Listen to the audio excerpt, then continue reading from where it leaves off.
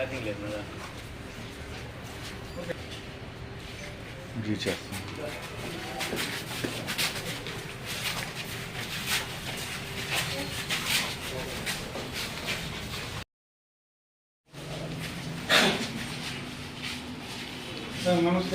Srinivasulu BJP జిల్లా కార్యదర్శి మిడతల రంగేశ్వర మహామహిళ రాష్ట్ర అధ్యక్షులు రామశెట్టి మోహన్లో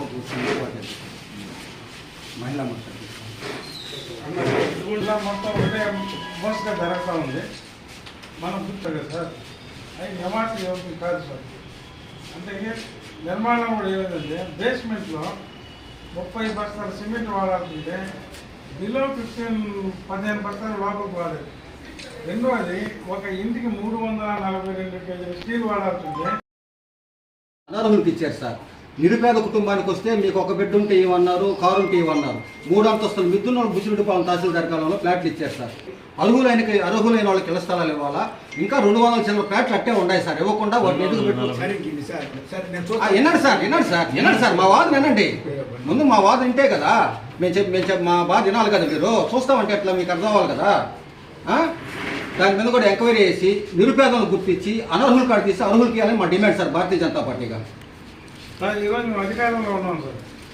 మేము ఇల్లు అన్ని సెంట్రల్ గవర్నమెంట్ పంపిస్తాం. దానికోసం చెప్తాం. ఒకటి కమిషనర్ గారికి ఇస్తాం సార్. ఆయన చూసి నాకు పంపిస్తే అప్పుడు నేను దాన్ని బట్టి చూసి అంటే ప్రైమరీ మీరు దీని మీద కొంచెం దృష్టి పెట్టాలి.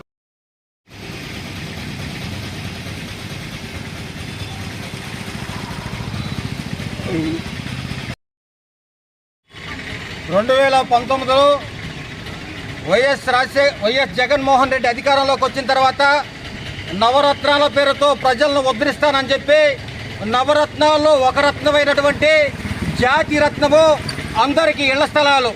ఆ ఇళ్ల స్థలాలు నిరుపేద కుటుంబాలకు సంబంధించిన వారికి ఇస్తారు. బాడుగుళ్లలో ఉండే వాళ్ళకి ఇస్తారు. చెట్ల కింద పుట్ల కింద నివాసం ఉండే వాళ్ళకి ఇస్తానని చెప్పి ఇళ్ల స్థలాల పేరుతో బుచ్చిరెడ్డిపాలెం మండలంలో అరివిగాని అవినీతి జరిగింది.